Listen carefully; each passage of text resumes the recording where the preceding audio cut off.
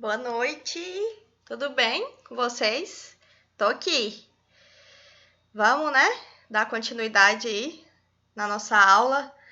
Essa vida de gente grande, de enfermeiro, às vezes prega umas peças assim que a gente não tem como sair delas. Foi o que aconteceu hoje. Um dia bastante corrido, eu tava na UTI lá do Corona. E aí vai acontecendo as coisas e a gente acaba perdendo o tempo. Mas é gostoso. Essa adrenalina aí que a gente passa. Vocês vão vivenciar isso logo, logo. Quem se recorda aí da aula passada, né? Que falamos sobre os transtornos mentais, sobre a neurose. Então, para dar continuidade aí nessa construção, né? Desse conhecimento com vocês, hoje eu vou tratar sobre a psicose, que é outro tipo, tá? De transtorno mental que acomete essas pessoas que estão em sofrimento. Só que a diferença é que a psicose, ela já vem aí como um tipo de transtorno que é quando a pessoa ela se desconecta ali totalmente da realidade da vida. Ou seja, é aquela pessoa que ela vive ali no mundo da alucinação, possui uma grande perturbação na mente, ela cria coisas que não existem, ou seja, ela vive ali no mundo totalmente fora do que é o mundo real, tá?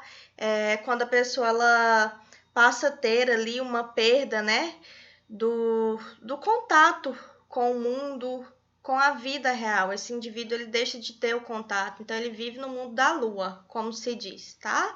Mas vocês vão perceber que o psicótico é aquele tipo de pessoa que ele consegue conviver, ele consegue trabalhar, ele consegue estar no meio de pessoas, e isso só é permitido em momentos que ele não está em crise. Então, a pessoa que sofre de psicose, que tem esse tipo de transtorno, aparentemente, quando a gente olha para ela, é uma pessoa normal, um indivíduo que se socializa, que consegue trabalhar estando fora da crise, tá? Então, acaba sendo aí esse processo como um processo de perturbação mesmo da mente, que causa aí uma dificuldade de entender o que é real do que não é real, tá joia? Então, aperta o cinto aí, pega o cafezinho, a água e vamos lá, tá? Deixa eu só pegar o marca-texto aqui pra gente dar continuidade. Pergunto para vocês: quem nunca ouviu alguém chamar uma pessoa de neurótico ou psicótico em um momento de nervosismo ou de desabafo? Vocês aí, vocês já agiram com esse tipo de característica? De se referir a alguém falando que aquela pessoa é neurótica, que ela é psicótica? Apesar, gente, dessas duas palavras elas serem usadas aí de forma popular como sinônimos, elas têm significado diferente e elas se referem a doenças bem diferentes. E se alguém de vocês aí tem o costume de agir com esse tipo de referência a uma determinada pessoa, hoje vocês terão a oportunidade de conseguir entender as características dessa pessoa que vive nesse mundo da psicose, tá? Então, só para ficar mais claro para vocês da diferença da neurose para a psicose, eu trouxe alguns pontos para apresentar justamente para vocês entenderem essa diferença. Então, foquem aí no conhecimento que vocês adquiriram da aula passada, mas o que eu vou passar para vocês hoje, que eu tenho certeza que vocês vão entender aí a referência, que são doenças totalmente diferentes, tá bom? Então, o termo neurose e psicose, ambos termos, eles são usados para descrever condições de doenças que afetam a saúde mental. Até aí tudo bem, é exatamente isso. Os dois se enquadram aí em tipo de doenças de distúrbio mental, tá? Só que essas duas condições, elas possuem diferenças que são importantes, especialmente quando a gravidade de cada uma ela é desencadeada, tá? Então, como eu falei para vocês no início, a pessoa que sofre do transtorno psicótico é aquela pessoa que vive no mundo da psicose, ou seja, no mundo dela, no mundo que ela planeja, que ela organiza, a sua imaginação, a sua alucinação. E esse tipo de pessoa que convive com esse transtorno, ele vive num conflito intenso com o mundo externo, tá? Vive ele numa realidade paralela, justamente por conta dessa perturbação mental que ele cria dentro daquele ambiente neurológico da vida dele. A neurose para a psicose, a primeira diferença, ela está aqui. A neurose é um tipo, de acometimento que vem ali de uma origem psíquica, ok? E já a psicose não. A psicose, ela é descrita como um tipo de patologia que ela é desencadeada já por uma origem orgânica, tá? Professora, não consigo entender ainda. Calma que a gente vai chegar lá para vocês compreenderem essa diferença. Neurose vezes psicose envolve questões de personalidade e a autonomia intelectual. A neurose ela já me descreve ali envolvendo totalmente a emoção. E a psicose, gente, ela já envolve a razão e a ação. Tá joia? Mais umas características aqui que diferenciam a neurose da psicose. O neurótico, ele agem ali com bastante emoção, como eu falei para vocês, e a psicose na razão e ação. Isso quer dizer em relação à personalidade e à autonomia intelectual dessas pessoas. Então, vou rodar um videozinho aqui, tá? Para complementar essa definição. De sempre imaginarmos o psicótico como um louco segurando uma faca prestes a nos atacar, a verdade é que a psicose nem sempre é tão evidente. O psicótico, muitas vezes, dorme tranquilamente na casa ao lado ou convive conosco no ambiente de trabalho e nos encontros familiares. Então, é aquilo que eu falei para vocês no início da aula. A gente não consegue olhar para a pessoa e identificar que ela é psicótica, porque ela consegue ir e vir de forma muito tranquila nos ambientes, tá? Então, às vezes, isso dificulta um pouco identificar essas características, isso assusta um pouco as pessoas que estão num convívio ali que de repente essa pessoa surta, sendo que ninguém ali ao seu redor sabia desse tipo de patologia existente, tá? Então, é um ponto importante que vocês precisam levar para a vida. Então, vamos lá. Qual que é a definição aí concreta da psicose? A psicose, ela é usada para descrever aí um tipo de condição que afeta a mente do ser humano, onde houve ali alguma perda de contato com a realidade. Então, aquilo que eu falei para vocês, ele está totalmente fora do mundo real. Durante um episódio psicótico, os pensamentos e a percepção de uma pessoa, elas são totalmente perturbadas e o indivíduo ele tem ali uma dificuldade em entender o que é real e o que não é. Então, ele está no mundo da psicose ali, no mundo dele. Então, ele não consegue fazer essa diferença do que é real e do que não é real. É um transtorno mental, tá? Como eu falei para vocês, que faz com que a pessoa perceba, e interprete as coisas de maneira diferente das pessoas que as rodeiam. Isso envolve os delírios, as alucinações. Então, eu tô aqui, tem uma pessoa aqui do meu lado. O pensamento que eu estou tendo aqui é totalmente diferente da pessoa que está aqui do meu lado, da pessoa psicótica, tá? Ela vê a visão do mundo totalmente diferente da visão que eu vejo. Às vezes eu tô aqui ministrando essa aula para vocês e essa pessoa tá aqui do meu lado totalmente fora do mundo real, alucinando, traçando planos, estratégias, totalmente ações delirantes, tá? Então, o indivíduo que está patologicamente afetado, ele vive em um mundo à parte, no qual ele interage ali com seres, ele interage com objetos que não são reais, e isso acaba afastando ele cada vez mais da realidade. Vocês concordam? Aquela pessoa que fica ali no mundo da lua o tempo todo, imaginando coisas que não existem, cada vez mais ela vai estar distante do que é real. Então, de um modo geral, gente, o estado psicótico, ele não é permanente, tá? Quase não sai. São momentos de crise, né? O comportamento psicótico, ele difere ali do comportamento da pessoa que é psicopata. Por quê, professora? Porque a pessoa que tem ali a definição de psicopatia, ele age com uma extrema agressividade no ambiente que ele convive, no ambiente que ele sobrevive, tá? E os episódios de psicose, eles raramente envolvem a violência, tá? Raramente, tá? Raramente é diferente de nunca ou de sempre. Então, pode ter quadros que virão acompanhados de violência, agressão e outros não. Mas esse é o ponto principal para vocês entenderem a diferença do psicopata para a psicose, tá? E a psicose também, ela não é o mesmo que loucura. Por que que ela não é? O que o difere aí?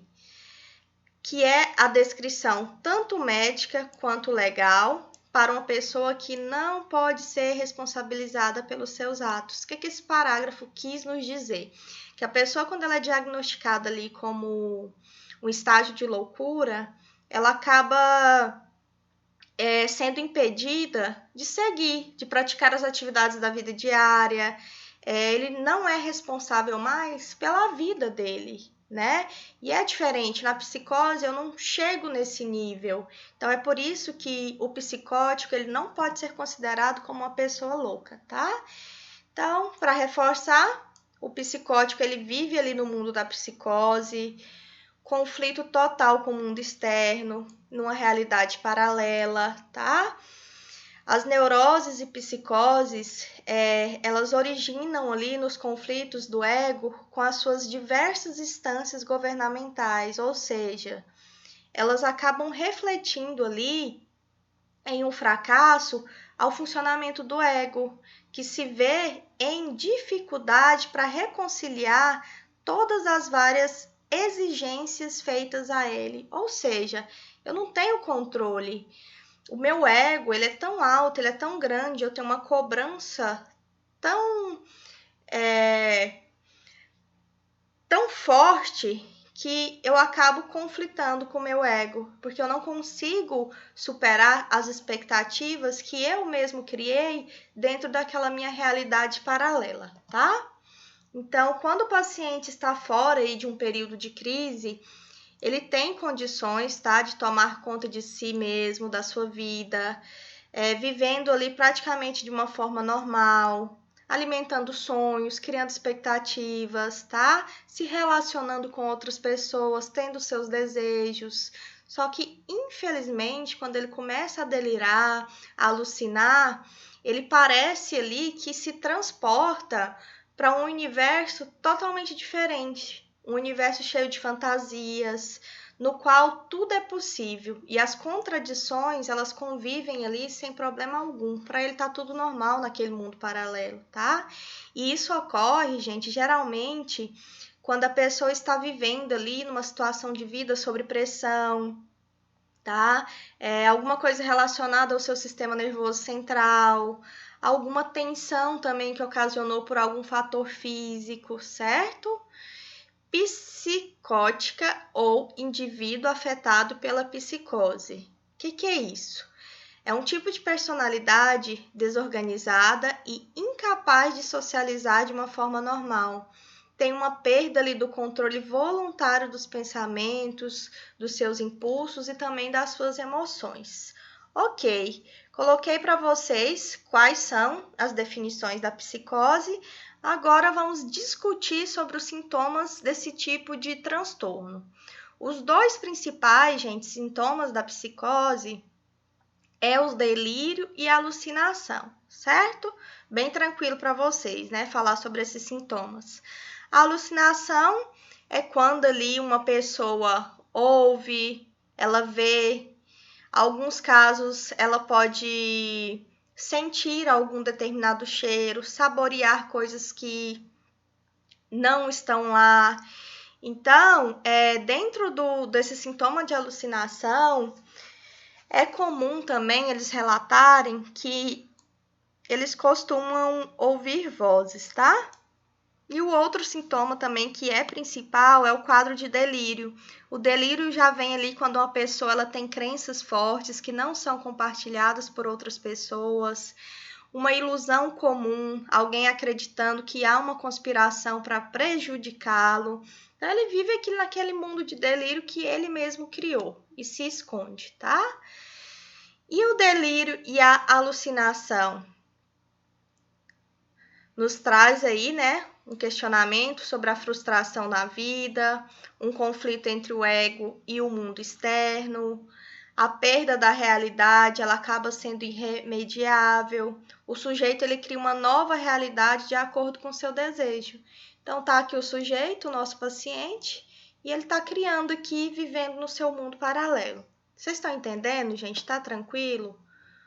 Ok, ouvido aqui que tá tudo bem, né? Tá tranquilo aí em casa. Outros sintomas também, além daqueles dois principais, tá? Que são os delírios e alucinações, podem existir. Incluem aí um discurso incoerente ou sem sentido, um comportamento impróprio, tá? Para a situação. Uma pessoa que está agindo ali no episódio de psicose também pode apresentar quadro de ansiedade, quadro de depressão, problemas para dormir, insônia, ou ele está dormindo demais ou ele está dormindo de menos. Acabam ali se isolando socialmente, falta motivação, tem uma dificuldade funcional ali de forma geral. E essa imagem aqui eu trouxe como característica da alucinação, que é aquela pessoa que tem aquela sensação que o tempo todo tem alguém aqui, ó, falando baixinho no seu ouvido, te incomodando, te assustando, trazendo aquela sensação, aquele pensamento do medo, tá? E as causas exatas da psicose, elas não são bem compreendidas ainda pela literatura, tá? Mas o que traz pra gente que pode envolver? Pode ser desencadeada aí por fator genético e também por alterações cerebrais. Os estudos eles mostram que a esquizofrenia e o transtorno bipolar, eles podem compartilhar uma causa genética comum. Ou seja, se eu tenho aí na genética da minha família pessoas que têm problema de esquizofrenia e transtorno bipolar, essas duas patologias aí, elas podem compartilhar uma causa genética comum para esses indivíduos que sofrem de psicose. E as alterações cerebrais são alterações na estrutura mesmo do nosso cérebro.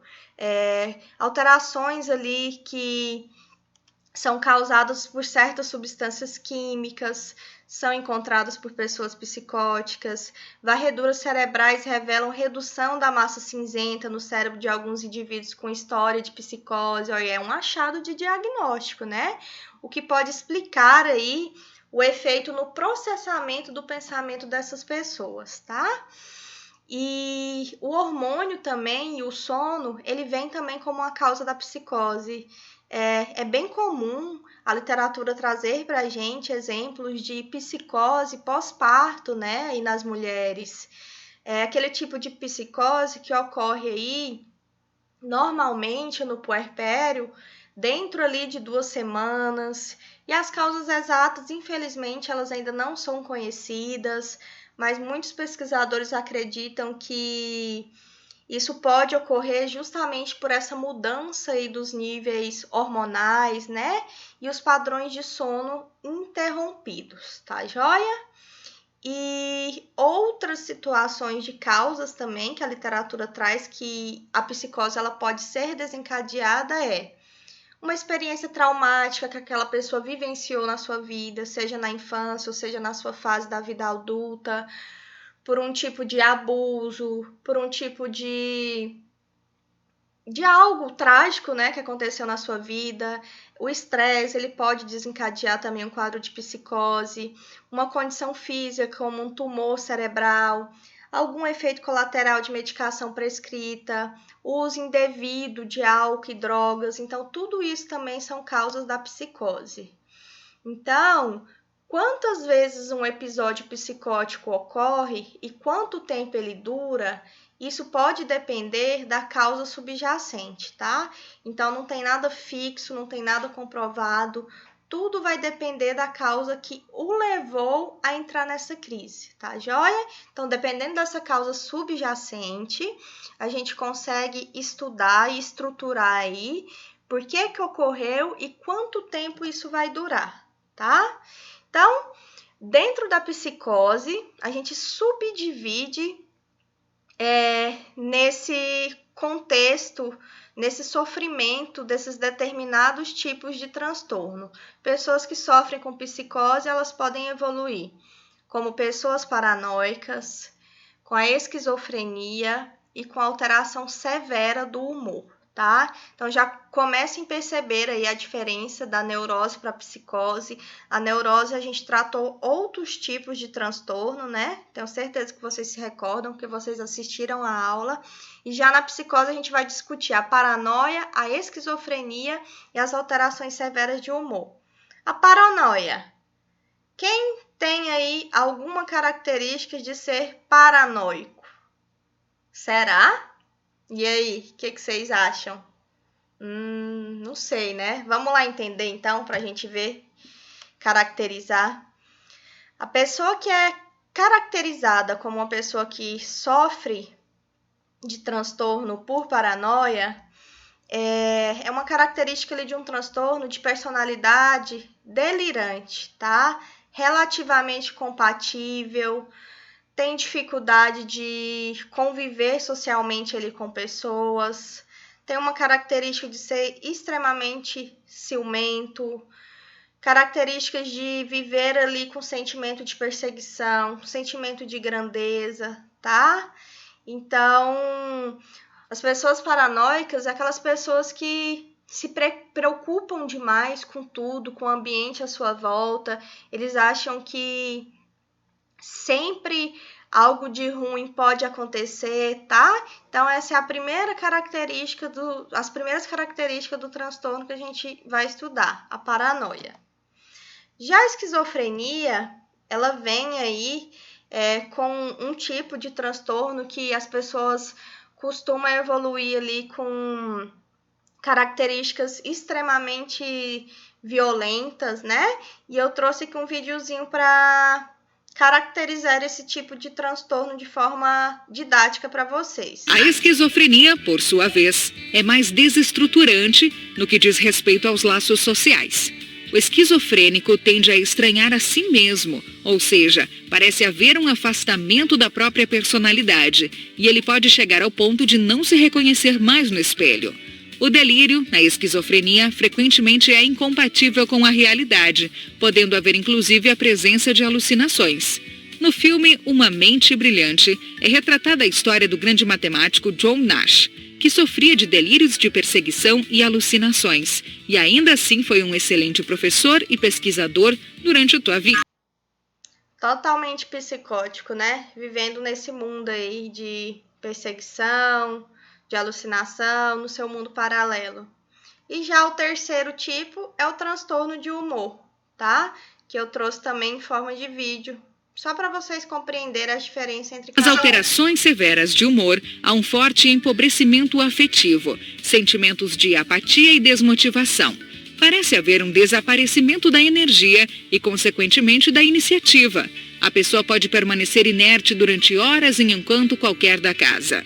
Alucinações olfativas, como cheiro de putrefação, podem ser sentidas pelo psicótico nessa condição e levá-lo a acreditar que já está morto. Então, esses são os três principais tipos de alterações de transtorno que geralmente essas pessoas elas sofrem, tá? Não precisam se apegar, eu quero que vocês entendam só a diferença bem básica entre cada um, tá? E a psicose, ela também pode ser secundária a outros tipos de transtorno e doenças.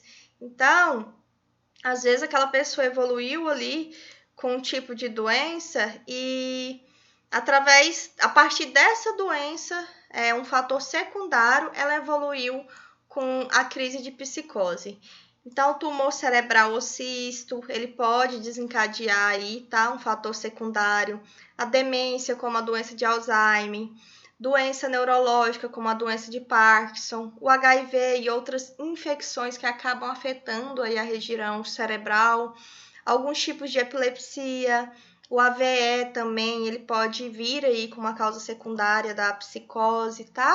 Então, já que conversamos sobre a definição, sobre os sinais e sintomas, sobre a causa, sobre o conceito, né, dos 3 principais tipos. Agora vamos falar do tratamento. De que forma, professora, que essas pessoas, elas são tratadas por nós profissionais? O que é indicado para elas, tá?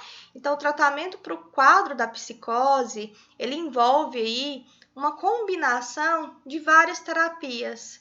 Terapia psicológica, terapia medicamentosa, a terapia familiar, tá? Então, em se tratando de medicação antipsicótica, ela nos ajuda a aliviar o sintoma da psicose, tá? Então, enquanto aquela pessoa está medicada, ela está ali no equilíbrio, ela consegue ter um controle das crises. O acompanhamento psicológico é uma terapia cognitiva comportamental. E esse tipo de acompanhamento psicológico, ele já provou aí nas literaturas que ocorre um sucesso no tratamento clínico dessas pessoas que sofrem com psicose. A terapia familiar, gente, é um formato de terapia que pode envolver aí não só a família, mas parceiros, amigos mais íntimos. E alguns estudos indicam que ela é capaz de reduzir a necessidade do tratamento hospitalar em pessoas com psicose. Então, mais uma vez, né? Olha a importância do envolvimento da família. Vocês já devem ter percebido que desde a primeira aula, eu sempre venho colocado para vocês da importância da família, né? Dela estar junto, dela apoiar, dela incluir essa pessoa na realidade social, né? Porque as pessoas elas não adoecem porque elas querem, né? Infelizmente, tem alguns fatores aí que levam a esse adoecimento. E o apoio psicossocial é um apoio ali que trata justamente as necessidades sociais, como a acomodação, a educação, o emprego, ou seja, a inclusão desse doente no mundo real, na sociedade com aceitação. Então, as 2 medicações mais indicadas para esse tipo de transtorno são medicações extremamente conhecidas, tem aí na nossa atenção básica pelo SUS, não sei se vocês conhecem, é a risperidona e a quetiapina. Então, são 2 fármacos aí bastante indicados, tá? No tratamento desse tipo de psicose. Então, guarda no coração de vocês também o nome dessas 2 medicações, que quando vocês estiverem praticando, ela vai ser importante, tá? E as complicações, né? Algo tem que acontecer aí, né? Em se tratando de doença. Então, pessoas com histórico psicótico, elas são mais propensas do que outras pessoas a sofrerem aí com abusos do uso de álcool, do uso de drogas, tá? Ou ambos associados. Algumas pessoas acabam usando essa substância como uma maneira ali de gerenciar os seus sintomas psicóticos, como uma válvula de escape por algo que ele está sentindo, por algum sintoma, algum sentimento ali de ansiedade. Só que, no entanto, gente, o abuso de substância ele pode agravar os sintomas psicóticos ou causar outros problemas. Se recordam que lá quando eu falei das causas, eu falei para vocês que o uso de álcool e drogas ele estava incluso? E por quê? Pense aí, por que vocês acham que essas pessoas psicóticas que acabam se envolvendo com abuso de substâncias, elas podem agravar ainda mais o quadro? Vou dar um tempinho. Tic-toc, tic-toc, tic-toc. Isso mesmo, João. Ouvido aqui. é porque essas pessoas, elas fazem uso de fármacos que são fármacos importantes, que têm eventos adversos que são extremamente fortes. Então, pensa aí, a pessoa fazendo uso abusivo de álcool e drogas e sendo medicada ali por medicações potentes. Não dá certo, né? Tenho certeza que vocês já ouviram alguma vez na vida de vocês que o álcool ele não combina com o remédio. Então, isso acaba trazendo aí um impacto muito grande, tá? E como algo importante, uma característica, tá? Que eu achei necessário trazer para vocês, é uma característica aí isolada que dentro desses pacientes que sofrem de transtorno psicótico, dentro aí das ações que eles realizam, a automutilação e o suicídio, ele vem aí como um risco maior, tá? Para pessoas que sofrem de psicose. Então, pessoas em surto psicótico têm um risco maior do que a média de cometer automutilação e também de tentar suicídio. Olha só a gravidade, né, do contexto. E quase finalizando já, qual que é o nosso papel, né? Lógico que é extremamente importante vocês conhecerem, saber lidar, né, com essas pessoas que sofrem desse tipo de transtorno. Mas e a enfermagem entra onde nisso, né? Não muda muita coisa do que eu venho comentado com vocês. O trabalho ali da saúde mental, o nosso planejamento das ações, ele vai mudar pouquíssimas coisas, tá? Mas vamos lá. Desde o surgimento da psiquiatria ali no final do século XVIII, a enfermagem psiquiátrica ela vem se transformando. No Brasil, essa área específica da enfermagem ela surgiu dentro do hospício, com o objetivo ali de controlar, de vigiar, de reprimir, tá? Um perfil ali que se manteve durante muito tempo, pois os seus profissionais não conseguiam mudar o modo de entender e assistir o doente mental, o qual continuava sendo visto como uma pessoa louca e perigosa, infelizmente. Então, a ação de vocês, enfermeiros, dentro do campo da psiquiatria e das demais práticas sociais em saúde, em que pessoas costumam passar ali por um tipo de processo mental e social, por algo que modificou ali a sua visão afetiva, merece uma atenção, um cuidado, uma amizade, um respeito pessoal e profissional maior, tá?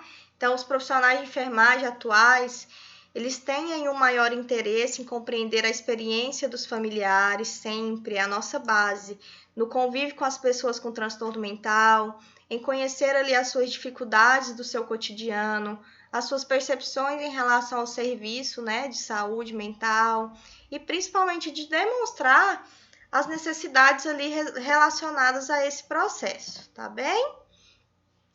Só que, infelizmente, gente, em se tratando de saúde mental, de psiquiatria, é um campo ainda que ele é bastante pequeno, porque a maioria das pessoas tem medo de seguir nessa área, não tem paciência, se sentem inseguros, tem medo dessas pessoas invadirem ali a sua vida. Então, os enfermeiros acabam apresentando ali uma dificuldade muito grande com o paciente psicótico. E é justamente, gente, pela dificuldade, pela complexidade desse transtorno, tá? Essas pessoas costumam ali apresentar um comportamento heteroagressivo, delírios, alucinações, e principalmente no que se refere à comunicação e na relação interpessoal. Então, é isso que justifica essa dificuldade do cuidado, tá? Então, é importante que vocês, enfermeiro, que eu, Nara, enfermeira, tenha ali uma visão, um cuidado maior nessas 24 horas que eu vou estar ali com o meu doente, ou nas 6, nas 8, nas 12 horas, independente do caminho que você for seguir da sua especialidade, tá? Que vocês se conscientizem que o portador dessa patologia, ele é um ser humano. Ele é um ser humano, assim como eu, assim como você, um ser humano singular. E que, infelizmente, ele apresenta ali alterações emocionais e também comportamentais, tá? Então, quando você consegue compreender esse sentido, esse lado, você consegue ajudá-lo a enfrentar as dificuldades, aceitando as suas limitações, criando esse vínculo de confiança com essa pessoa, tá? Então, as funções do enfermeiro, ela não muda. É focar ali na promoção da saúde mental, na prevenção da enfermidade, na ajuda ao doente a enfrentar as pressões que essa enfermidade causa, tá? Na capacidade de assistir o seu paciente de maneira empática, a família, a comunidade, tá? Ajudando essa pessoa a encontrar o verdadeiro sentido da enfermidade mental que ele está passando. Então, ao se reavaliar a prática de enfermagem, devemos aí fazê-la numa perspectiva humanista, reflexiva, criativa, com muita imaginação, tá?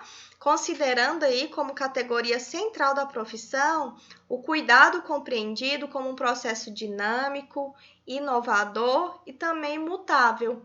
Vocês concordam? E aí, o que vocês acham? Então, não menos importante, eu trouxe para vocês que conhecer o contexto também em que essa família vive, esse contexto que ela está inserido, permite aí que a gente desenvolva uma assistência que reconheça todas as possibilidades e necessidades de cada ser, de cada membro, tá? E habitá-lo ali no enfrentamento e adaptação na vida em fase de transtorno. Pode ser algo que vai passar daqui a alguns dias, algumas semanas, alguns meses, tá? Então é fundamental.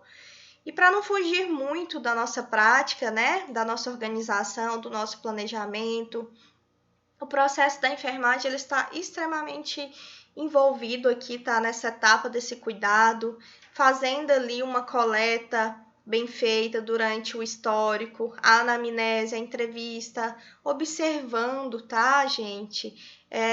Observando mais, falando menos, julgando menos, tá? Trabalhando ali mesmo de forma profissional e com ética. Traçar os diagnósticos, o que é que se enquadra? É um diagnóstico de ansiedade? Essa pessoa tem um déficit de autocuidado, isolamento social, houve uma diminuição da sua autoestima. Logo após, a gente já consegue traçar ali a nossa prescrição, estabelecer as metas, tá, para esse cliente, os critérios para a evolução desejada, estabelecer ali também critérios para poder acomodar e aconselhar essa família e, por último, a implementação, tá? Traçando ali quais serão as ações para aquele momento de trabalho do seu plantão. Então, finalizamos aqui. Qual que é a mensagem que eu coloco para vocês como conclusão?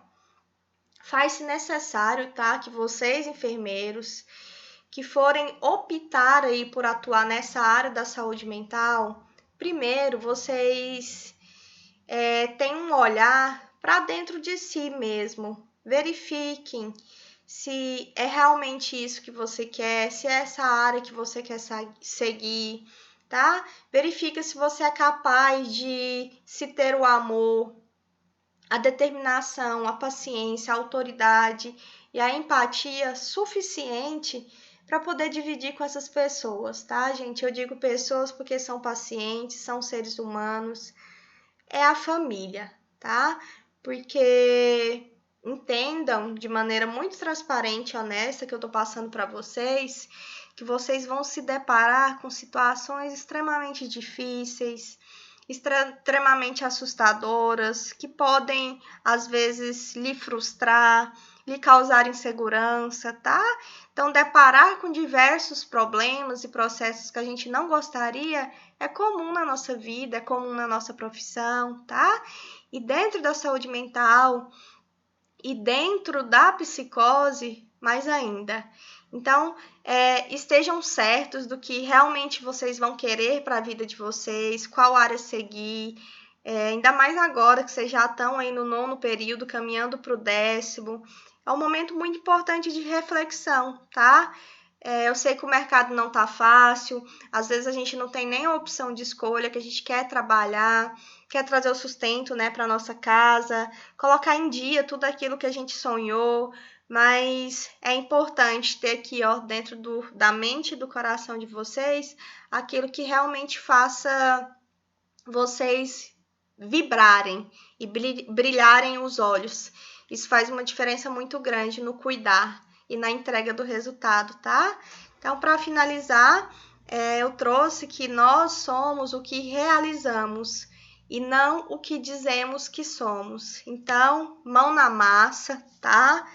Foquem aí no que vocês realmente querem para a vida de vocês, que eu tenho certeza que vai dar certo.